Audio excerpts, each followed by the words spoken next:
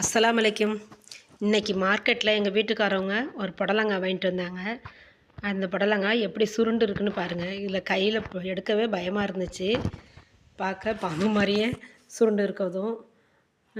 புடலங்காய் காய்க்கும் போதே நுனியில் கல் கட்டுவாங்க. கல் கட்டினா தான் நீண்டு வரும், இல்லாட்டி இப்படி தான் சுருண்டு இருக்கும். பாருங்கள் எப்படி இருக்குன்னு. இதை பார்த்ததுமே உங்கள்கிட்ட இதை காட்டணும்னு ஒரு நினப்பு வந்துச்சு. அதான் இந்த வீடியோ போட்டேன். கையில் எடுக்கவே புடலங்காவை பயமாக இருந்தது மாதிரியே இருந்துச்சு.